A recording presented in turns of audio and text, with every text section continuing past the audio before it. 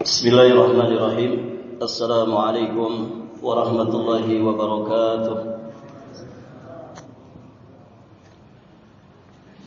Alhamdulillahi rabbil alamin.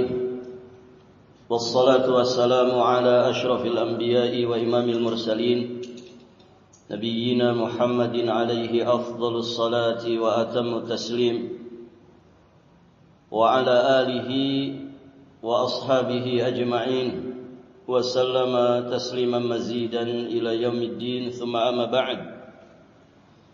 Allahumma inna nas'aluka ilman nafi'an wa na'udzu bika min ilmin la yanfa'. Ya hayyu ya qayyum bi rahmatika nastaghith, aslih lana sya'nana kullah wa la takilna ila anfusina tarfata 'ain. Para hadirin ikhwati fid din wa akhwat fillah rahimani wa rahimakumullah. Para jamaah sekalian, Bapak Ibu yang semoga senantiasa dirahmati dan diberkahi Allah Subhanahu wa taala. Alhamdulillah, pada kesempatan ini insyaallah taala kita akan melanjutkan pelajaran kita, masuk di fasal berikutnya. Qala al-muallif hafizahullahu taala, faslun nida'i was-saffil awal.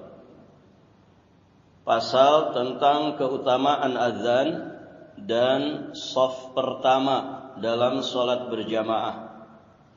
Satu hadis beliau sampaikan di sini, hadis yang diterima dari jalan sahabat yang mulia Abu Hurairah radhiyallahu taala anhu, yang diriwayatkan oleh Imam Al-Bukhari dan juga Imam Muslim. Beliau menyampaikan, anna Rasulullah sallallahu alaihi wasallam qala, bahwa sesungguhnya Rasulullah sallallahu alaihi wasallam bersabda, "Lau ya'lamun nasu ma fin nida'i was-saffil awwal." Seandainya manusia mengetahui, seandainya orang-orang itu mengetahui rahasia keutamaan yang terkandung dalam azan dan shaf pertama dalam salat berjamaah, thumma lam yajidu illa an yastahimu alaihi lastahamu. Kemudian mereka tidak menemukan cara selain dengan mengadakan undian untuk meraih keutamaannya, maka kata Nabi, lastahamu, niscaya mereka pasti akan mengundinya demi meraih keutamaan tersebut. Kemudian Nabi juga menyampaikan, walau ya'lamuna fi ma fit tahjir, andaikan mereka juga mengetahui rahasia keutamaan yang terkandung pada tahjir, lastabaku ilaih, niscaya mereka akan berlomba-lomba mengejarnya. At-tahjir yakni at-tabkir ila shalah, yakni berangkat sedini mungkin menuju salat. Jadi kata Nabi, seandainya mereka mengetahui rahasia keutamaan yang terkandung pada berangkat ke masjid sedini mungkin, niscaya mereka akan berlomba-lomba mengejarnya. Walau ya'lamuna ma fil 'atamati was-subhi la atauhuma walau habwan. Kemudian yang ketiga Nabi sampaikan, seandainya mereka itu mengetahui rahasia keutamaan dari salat Isya dan salat subuh, niscaya mereka akan menghadirinya walaupun dengan cara merangkak. Hadirin jamaah yang dirahmati Allah, di sini penulis hafizahullahu taala menyampaikan penjelasan secara singkat tentang hadis ini.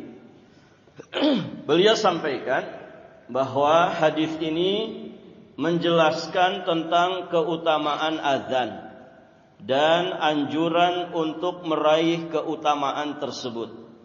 Ya, dijelaskan di penggalan hadis yang pertama, lau ya'lamun nas ma fin nida, An-nida yang dimaksud adalah al-adzan. Seandainya manusia mengetahui rahasia keutamaan dari azan dan tidak ada cara lain untuk meraih keutamaan azan itu melainkan harus dengan mengikuti undian, maka pasti mereka itu akan mengundi. Baik, hadirin jamaah yang dirahmati Allah. Jadi di sini Nabi menyampaikan, andaikan keutamaan itu diperebutkan oleh 2 orang atau lebih, maka niscaya mereka akan memperebutkannya, walaupun harus dengan cara diundi. Di sini Nabi Shallallahu Alaihi Wasallam beliau merahasiakan pahala keutamaan dari azan dan shaf pertama ini. Tidak disebutkan pahalanya sekian dan sekian. Walaupun di beberapa hadis yang lain dan sebagiannya sudah kita bahas, itu dijelaskan ya sebagian daripada keutamaannya, ya keutamaan dari azan. Taib, hadirin jamaah yang dirahmati Allah. Namun di hadis ini Nabi tidak menyebutkannya. Nah, para ulama menjelaskan sebagaimana yang dijelaskan oleh beliau di sini, Nabi sengaja merahasiakan pahalanya dalam rangka litergib, untuk memberikan motivasi kepada manusia, memberikan motivasi kepada kaum muslimin. Juga hikmah yang kedua kenapa dirahasiakan pahala dari keutamaannya, karena auqafi nafsis sami, itu akan lebih menyentuh jiwa bagi siapapun yang mendengar sabda Nabi Shallallahu Alaihi Wasallam ini. Ya, ketika disebutkan oleh Nabi bahwa ketika tidak ada cara lain untuk meraih keutamaan azan dan shaf pertama ini kecuali harus dengan mengikuti undian, maka orang yang mengetahui keutamaannya pasti dia akan mengikuti. Nah, kalimat ini sejatinya sudah sesuatu yang besar. Sesuatu yang besar itu biasanya diperebutkan manusia, kan begitu? Kalau untuk urusan dunia, ya sesuatu yang besar itu biasanya jadi rebutan. Apa Pak yang biasanya jadi rebutan orang? Apa para jamaah? Ya dunia ini kan diperebutkan manusia. Apa itu dunia? Ya seputar pangkat, jabatan, kedudukan, harta. Ya, bahkan wanita kan bisa diperebutkan.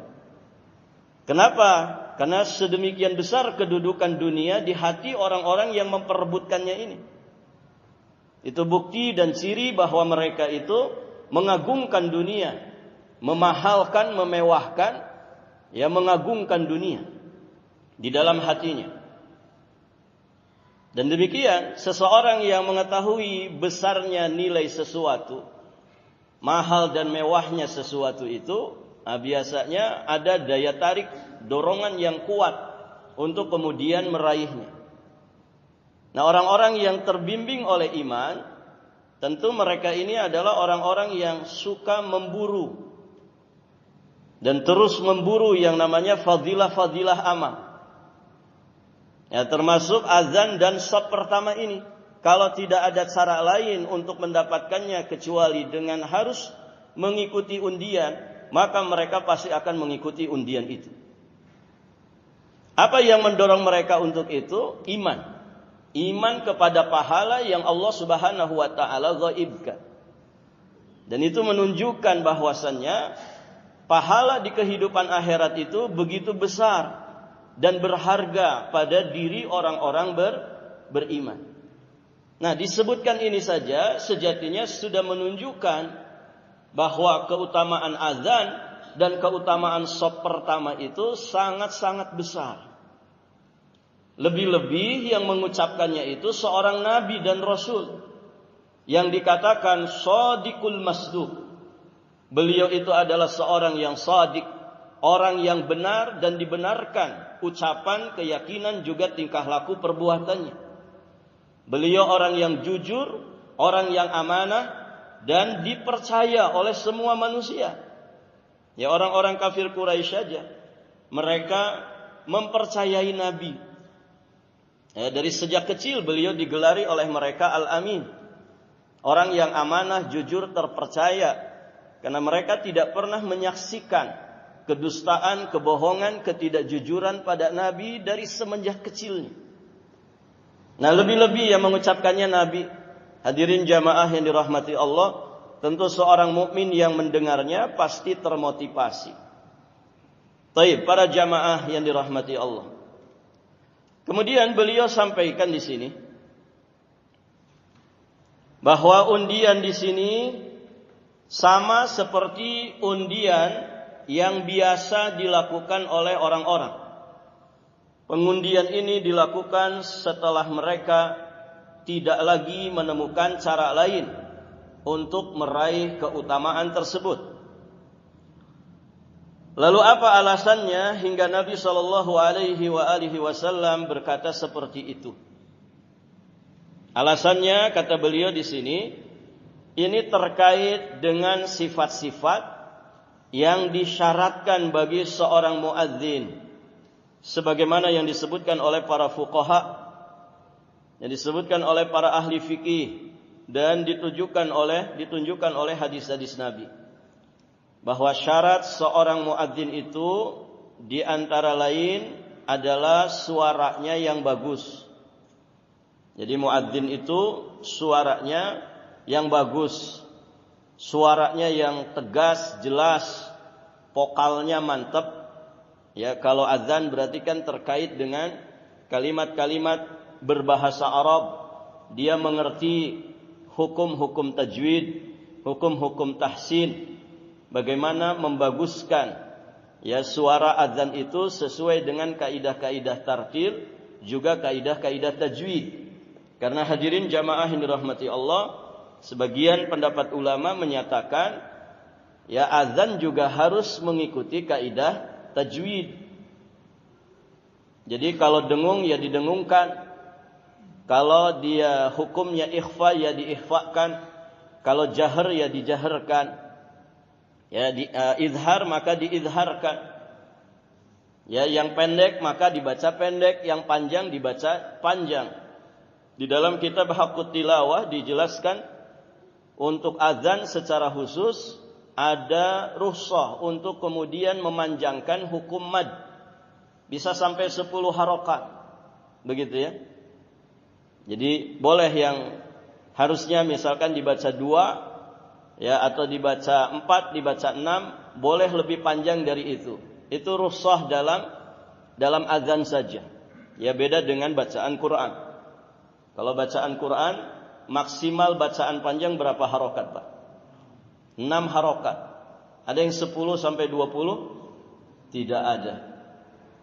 Tidak ada. Jadi kalau orang baca mad yang maksimalnya 6 harokat, dia baca 30 harokat. Namanya apa itu? Namanya apa, Pak? Yahulu, berlebih-lebihan, dan itu keluar dari kaidah tajwid, kaidah tartil, kaidah tahsin. Nah, itu para jamaah yang dirahmati Allah. Jadi harus merdu suaranya dan dia mengerti tata cara pelafalan kalimat-kalimat thayyibah yang ada di dalam azan. Makhrajnya benar, sifat-sifat hurufnya juga sesuai. Begitu. Yang idhar dibaca idhar, yang idgham dibaca idgham, yang ikhfa dibaca ikhfa, yang mad dibaca mad. Baik, hadirin jamaah dirahmati Allah. Disebutkan di dalam sebuah hadis ketika Nabi sallallahu alaihi wasallam memerintahkan Abdullah bin Zaid,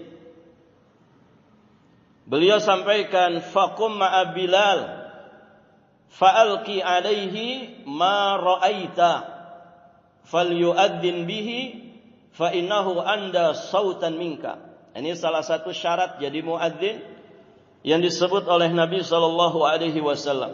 Bangkitlah engkau wahai Abdullah bin Zaid, temuilah Bilal, datangi Bilal, temui Bilal. Lalu sampaikanlah apa yang engkau lihat dalam mimpimu. Sudah pernah kita bahas sejarah disyariatkannya azan ya melalui mimpi Abdullah bin Zaid yang kemudian juga ternyata Umar ibnul Khattab memimpikannya. Nah, Abdullah bin Zaid diperintah oleh Nabi, temui Bilal bin Rabah, sampaikan apa yang engkau lihat dalam mimpimu itu. Kemudian suruhlah Bilal mengumandangkan azan dengan kalimat-kalimat yang ada di mimpimu itu. Kemudian Nabi menyebutkan, nah di sini jadi syarat, fa innahu anda sautan minka, karena sesungguhnya dia, yakni Bilal, itu lebih bagus suaranya dibandingkan engkau. Jadi wasilah pensyariatannya melalui mimpi Abdullah bin Zaid, tapi pelaksananya Bilal bin Rabah. Kenapa? Karena Nabi menyatakan fa innahu anda sautan minka. Karena Bilal bin Rabah itu suaranya lebih merdu daripada engkau. Dan demikian ya, para sahabat Nabi, mereka punya kelebihannya masing-masing. Dan hikmahnya ya tentu demikianlah kaum muslimin satu dengan yang lainnya saling melengkapi dan saling menyempurnakan, bukan untuk saling menjatuhkan. Ada yang di bidang ini, ada yang di bidang itu. Ya. Sedikit ya di antara kaum muslimin yang kemudian menguasai semua bidang. Ya, kita ini bukan malaikat. Hadirin jamaah yang dirahmati Allah, pada diri kita ada kelebihan, ada kekurangan. Tidak semua bidang bisa kita kuasai. Baik, hadirin jamaah yang dirahmati Allah. Nah, ini menjadi petunjuk dari Nabi sallallahu alaihi wasallam yang terdapat di Sunan Abi Daud, derajat hadisnya hasan sahih. Ini di antara petunjuk dari Nabi tentang di antara syarat menjadi muadzin.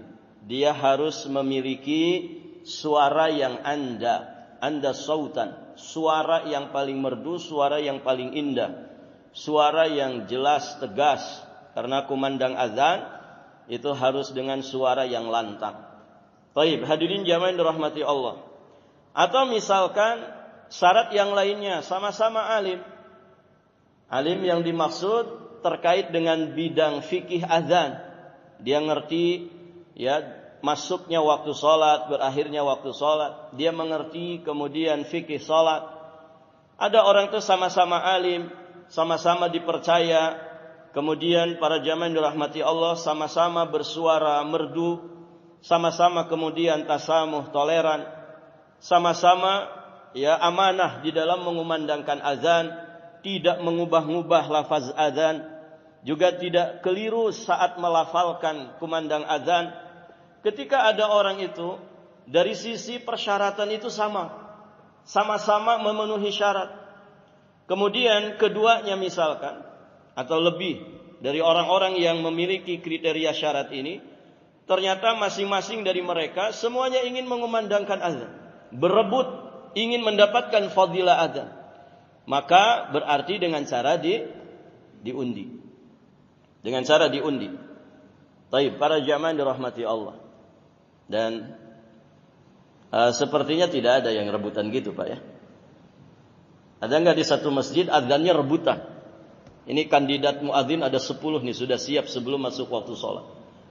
Ketika bunyi tanda di jam bahwa waktu sholat sudah masuk, ke-10-nya kemudian menuju ke mik tempat azan. Ada yang begitu, Pak? Tidak ada ya. Dalam kenyataannya memang tidak ada yang seperti itu. Tapi ini kalaulah terjadi, saking orang itu mengetahui seberapa besar fadilah dari azan itu, maka ketika orang-orang yang memenuhi kriteria ini, tentu ya karena semuanya memenuhi syarat, maka dengan cara diundi. Nah, kalaupun harus mengikuti undian seperti itu, maka orang yang mengerti fadilahnya pasti dia akan ikut undian tersebut. Taib, para jamaah yang dirahmati Allah Subhanahu wa taala. Berikutnya, di dalam hadis yang mulia ini juga ada 2 amalan lain yang disebutkan fadilahnya. Di sini tidak dijelaskan oleh penulis karena memang fokusnya sedang membahas keutamaan azan ya dan shaf pertama. Tapi kan ada 2 amaliyah yang lain yang disebutkan di dalam hadis ini, yang juga sama-sama memiliki keutamaan yang besar. Kata Nabi sallallahu alaihi wasallam, "Walau ya'lamuna ma fit tahjir, lastabaqu ilaih." Seandainya mereka mengetahui rahasia keutamaan yang terkandung pada tahjir.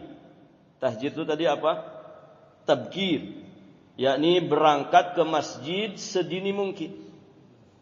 Andai kata mereka itu tahu rahasia keutamaan dari tahjir ini, berangkat lebih dulu datang ke masjid, niscaya mereka akan berlomba-lomba mengejarnya. Taib para jamaah, fadilah ini ya jarang yang mengamalkannya. Orang itu rata-rata datang ke masjid kapan? Nunggu iqamat, apalagi masjidnya cuma di depan rumah. Belum qomat, kan cuma melangkah saja. Taib para jamaah yang dirahmati Allah. Sama di salat Jumat juga kan begitu. Orang yang nongkrong di masjid sudah duduk di masjid dari jam 11, ada enggak kira-kira? Jarang kita temui. Ya, kecuali di tempat-tempat tertentu. Biasanya di Masjidil Haram atau di Masjid Nabawi. Begitu kan, Pak?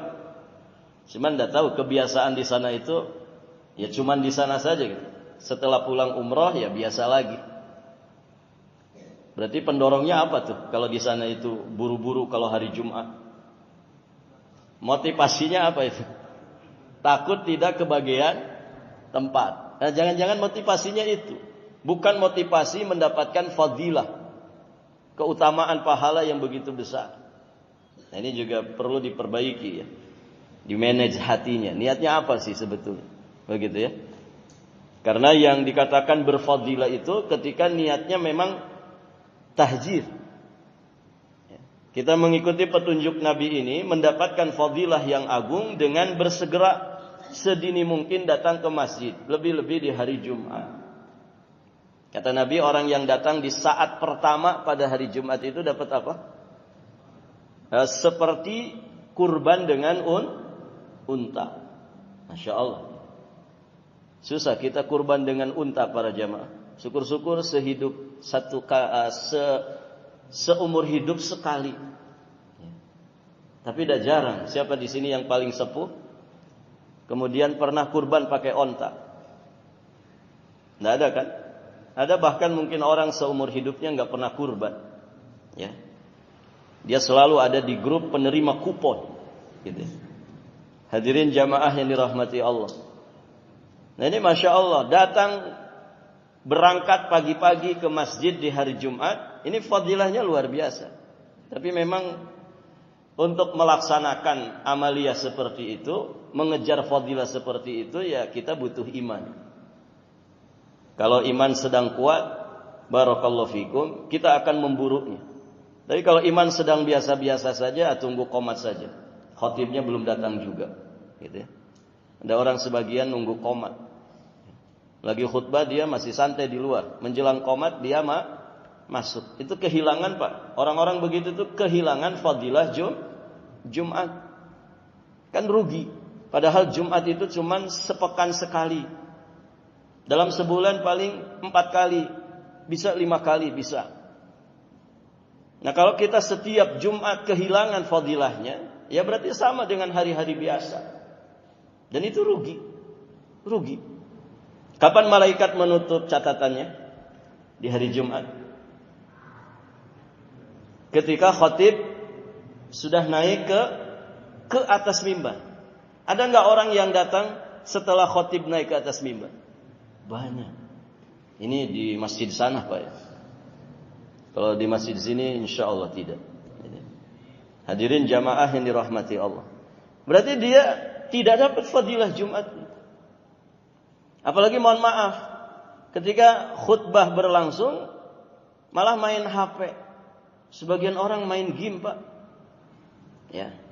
Malas dengerin, setengah jam gak selesai-selesai itu khutbah. Main game dia atau WhatsAppan. Itu lagun, hilang itu fadilah Jumat. Dan orang seperti itu merugi, sejatinya merugi. Jumat depan belum tentu milik dia, belum tentu dikasih kesempatan. Maka tahjir, tahjir ini di setiap 5 waktu sholat. Dan lebih utama lagi saat sholat Jumat. Bertahjirlah ke masjid. Dan ini juga menunjukkan tentang fadilah sholat jamaah. Karena sedini mungkin datang ke masjid itu maksudnya untuk sholat berjamaah. Berarti orang yang tidak jamaah ya tidak dapat fadilah ini. Apa hikmahnya dari tahjir ini? Orang yang tahjir ke masjid, bersegera datang ke masjid, berawal-awal datang ke masjid, jelas dia akan dapat fadilah yang sangat banyak sekali. Mulai dari zahiban wa roji'annya, pepeknya dia dari rumah ke masjid. Jelas langkah-langkahnya dapat fadilah, dapat pahala. Dan sudah berlalu pembahasannya. Belum lagi kalau dia tambah doa, naik kendaraannya pakai doa, saat melangkah kaki ke masjid untuk sholat jamaah dia baca doanya. Oh, itu tambah lagi fadilahnya. Belum lagi kalau di jalan itu dia sambil sedekah. Barakallahu fikum. Nanti saat masuk ke masjid baca doa dapat fadilah, dapat pahala. Dan orang yang tahjir ke masjid pasti dia selamat dari masbuk. Ya tidak Pak? Dia selamat dari masbuk, nggak akan masbuk wong dia lebih dulu datang ke masjid. 5 menit sebelum kumandang azan dia sudah di masjid. Pasti selamat dari yang namanya masbuk. Mana yang utama? Yang tidak masbuk dengan yang masbuk? Jelas, yang tidak masbuk itu lebih utama. Yang masbuk bagaimana? Masbuknya karena apa dulu? Kalau karena kelalaian, maka itu tercela. Tapi kalau karena ada uzur syar'i, misalkan dia sudah siap sebetulnya berangkat ke masjid, namun ternyata perutnya mules, dia harus BAB, dia harus menyelesaikan hajat, yang itu bagian daripada uzur syar'i, maka sejatinya dia sama fadilahnya seperti yang lebih dulu datang ke masjid. Nah itu para jamaah yang dirahmati Allah, dia pasti selamat dari yang namanya masbuk. Kemudian dia pasti dapat sop pertama. Kenapa? Karena datang lebih dulu ke masjid, belum banyak orang, tidak rebutan sop pertama. Dia pasti dapat sop pertama itu. Sop pertama jelas lebih utama daripada sop berikutnya dan berikutnya. Tambah lagi kan keutamaannya. Hadirin jamaah yang dirahmati Allah. Nah sangat disayangkan ada orang yang sudah melakukan tahjir ini, tapi malah milih duduk di pojokan belakang. Ada yang begitu Pak? Ada orang datang Jumatan itu, duluan dia 11:30 sudah datang di masjid. Tapi tidak mau di sop pertama. Mojok dia. Ya. Tempat yang sekiranya kalau saya ngantuk tidur aman. Kalau masjidnya ber-AC, dia cari yang dekat jatuhan angin AC. Kalau yang ada kipas angin, dia mojok di dekat kipas angin supaya nggak kegerahan. Padahal dia lebih berhak untuk mendapatkan sop pertama. Tapi kenapa milih di belakang? Rugi. Harusnya dia lebih berhak mendapatkan sop pertama. Dan tadi fadilahnya sudah dijelaskan. Kemudian hadirin jamaah yang dirahmati Allah, orang yang bertahjir ke masjid, berawal-awal ke masjid, lebih dulu ke masjid, pasti dia tidak akan kehilangan yang namanya qobliyah. Salat sunnah rawatib qobliyah. Qobliyah itu, rawatib qobliyah itu ada yang muakkadah, ada yang tidak muakkadah. Yang muakkadah qobliyah apa Pak? Qabliyah zuhur, kemudian qabliyah subuh, jelas. Itu sunnah muakkadah. Qabliyah asar, kemudian qabliyah maghrib, qabliyah isya, itu sunnah, anjuran saja. Siapa yang mau silakan, yang tidak mau juga tidak apa-apa. Jadi sifatnya sunnah saja, anjuran saja, tidak ditekankan. Tapi setidak-tidaknya orang yang lebih dulu ke masjid, dia punya peluang besar untuk mendapatkan fadilah rawatib qabliyah. Begitu kan? Kemudian dia juga berpeluang untuk memanfaatkan antara azan dan iqamat itu dengan doa.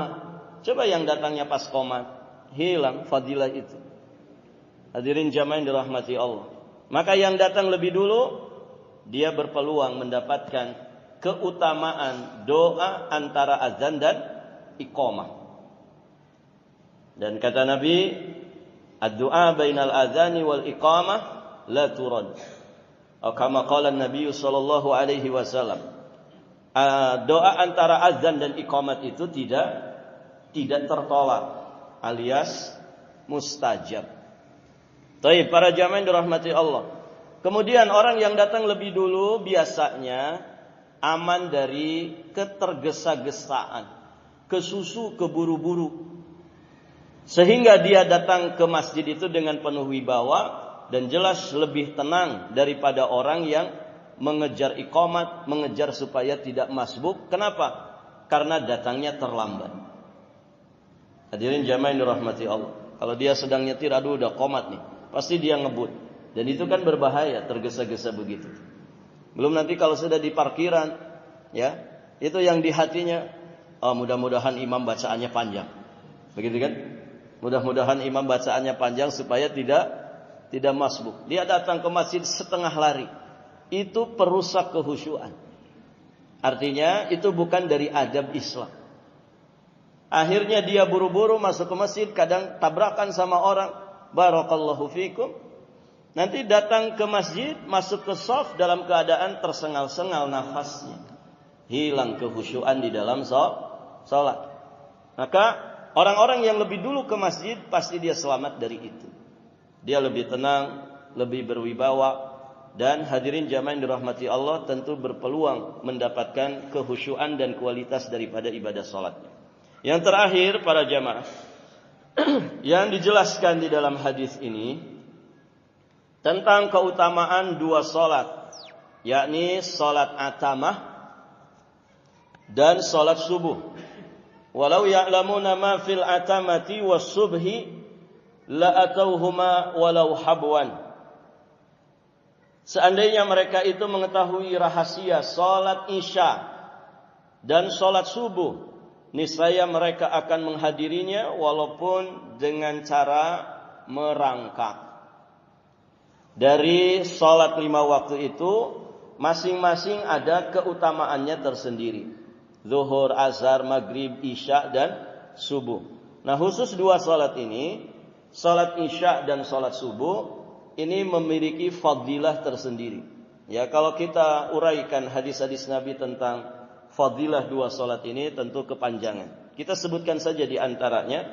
Ada di Sahih Muslim, diterima dari jalan sahabat yang mulia Utsman bin Affan radhiyallahu taala anhu, kata Nabi, man shallal isya'a fi jama'atin faka'annama qama nisfal lail. Masyaallah.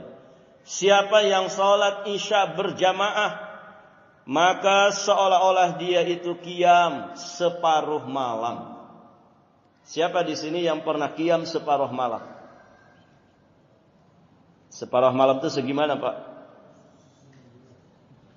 Separuh malam itu gimana ngitungnya? Ngitungnya dari maghrib sampai subuh. Nah, itu namanya malam. Malam itu diawali dengan terbenamnya matahari dan diakhiri dengan munculnya fajar shadiq. Itu namanya waktu malam. Kalau maghribnya jam 6, jam 6.00, subuhnya jam 5.00, taruhlah seperti itu, berarti waktu malam itu ada 11 jam. Nah, berarti separuh malam itu ya 11 jam bagi 2. Berapa? 5 jam setengah. 5 jam setengah. Berarti dari jam 6 sampai jam berapa, Pak? Tambah 5 jam setengah. Setengah 12 berarti kan? Jam 6 sampai setengah 12. Itu namanya separuh malam. Berarti 5 jam setengah. Siapa di sini yang pernah sholat 5 jam setengah? Siapa? Ada apa? Yang bicara saja nggak pernah. Kalau 4 jam, alhamdulillah pernah, gitu ya. Salat tarawih di markas itu dari jam 12 sampai sahur. Sahurnya jam 4 lebih. Dan itu 11 rakaat saja. Itu pun bertahan 3 hari saja, Pak. Akhirnya mending milih yang pada isya. Bagaimana berdirinya bisa 10 menit, 15 menit. Gitu kan? Rukunya juga begitu, panjang sekali. Jadi ya orang itu kalau kurang terbiasa malah jadi tidak nyaman gitu. Itu kalau ruku ini kapan i'tidalnya? Kapan i'tidalnya? Kan begitu ya, salat itu, tartib salat itu kalau bacaan suratnya panjang, ya rukunya itu mirip berdirinya. Itu tartibnya begitu, Pak.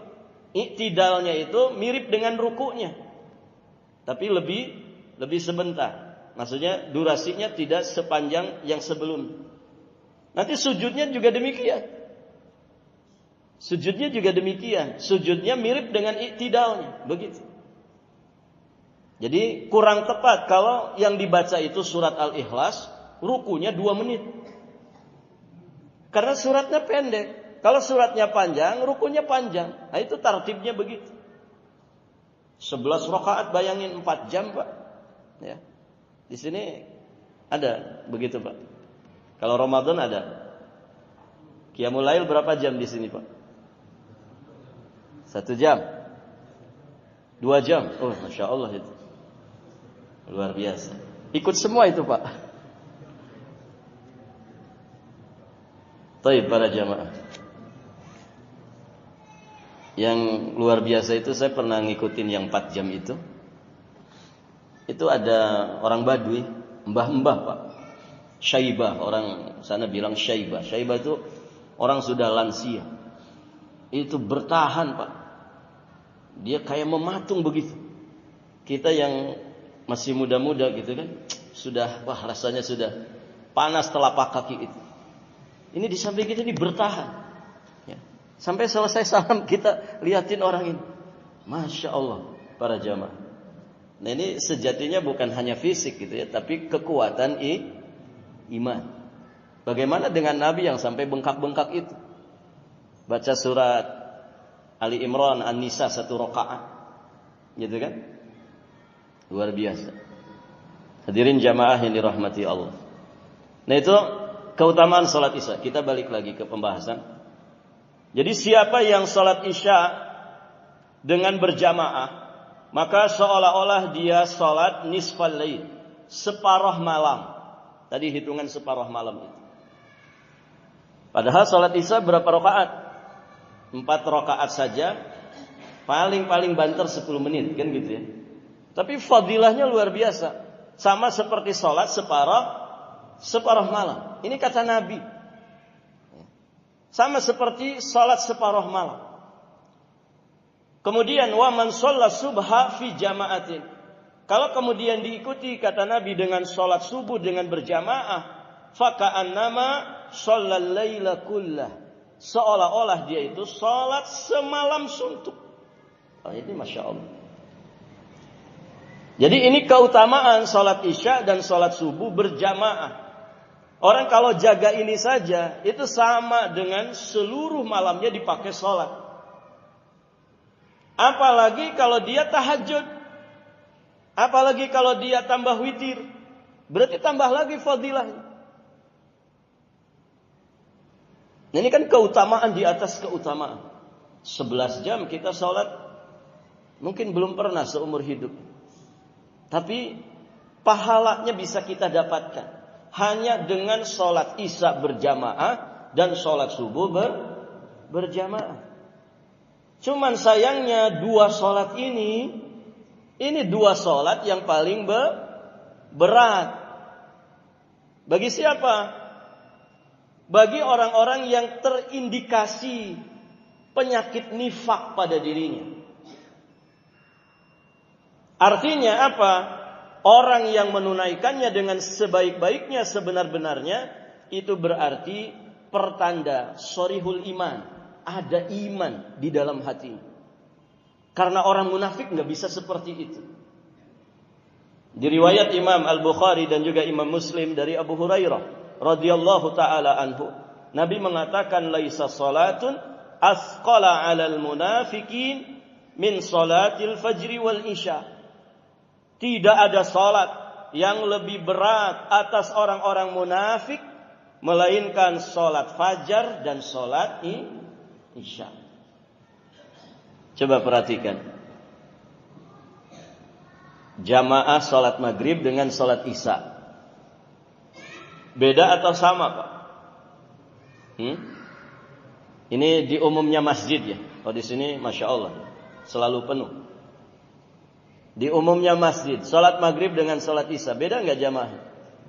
Berkurang atau bertambah ketika salat isya? Berkurang. Baik, para jamaah.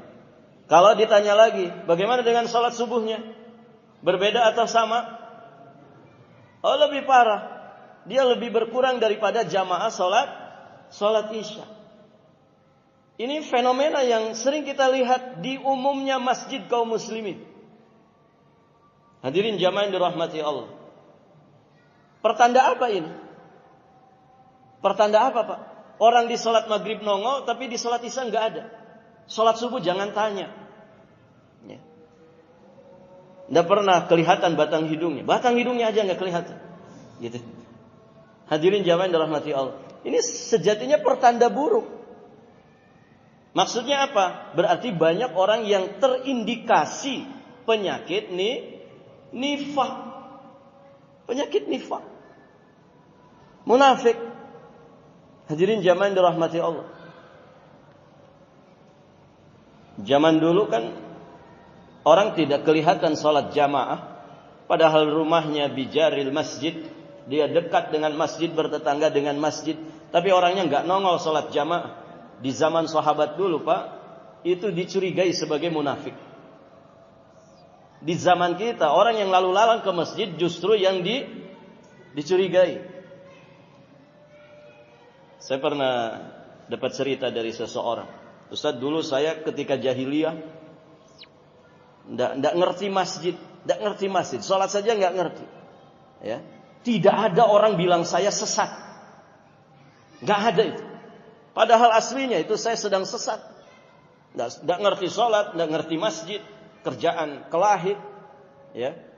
Hadirin jamaah yang dirahmati Allah. Nggak ada orang bilang saya sesat. Tapi kenapa setelah saya bertaubat, saya berhijrah, saya berusaha merubah penampilan saya, dan saya berusaha sholat, bahkan saya ke masjid sholat berjamaah. Itu di tengah jalan itu banyak orang mencibir saya. Wis, tumben-tumbenan kamu sholat. Ikut aliran apa kamu? Begitu, Pak. Hati-hati loh. Nanti kamu ikut aliran teroris. Begitu para jamaah. Justru yang dicurigai yang datang ke masjid. Dia berusaha sholat 5 waktu berjamaah ke masjid. Itu yang dicurigai. Ini berarti dunia sudah terbalik saking jahilnya manusia. Ikuti aliran apa kamu? Loh, para jamaah, aliran Islam itu mengajarkan kita sholat 5 waktu di masjid untuk laki-laki berjamaah. Justru aliran sesat itu tidak sholat. Justru yang tidak sholat kita tanya, kamu ikuti aliran apa? Bukan yang sholat. Nah, itu para jamaah yang dirahmati Allah. Semoga Allah Subhanahu wa taala menjadikan kita muqimas shalah. Sebagaimana doa Nabi Ibrahim alaihi salam, Rabbi ja'alni muqimas shalah wa min dzurriyyati. Rabbana wa taqabbal du'a. Wahai Rabbku, jadikanlah aku sebagai pendiri salat, penegak salat. Demikian pula anak keturunanku. Demikian para jamaah yang dirahmati Allah. Sampai di sini pelajaran kita. InsyaAllah nanti berikutnya kita akan bahas tentang keutamaan zikir ya ketika azan. Akhiru da'wana alhamdulillahi rabbil alamin. Subhanakallahumma wa bihamdik asyhadu an la ilaha illa anta astaghfiruka wa atubu ilaik. Assalamualaikum warahmatullahi wabarakatuh.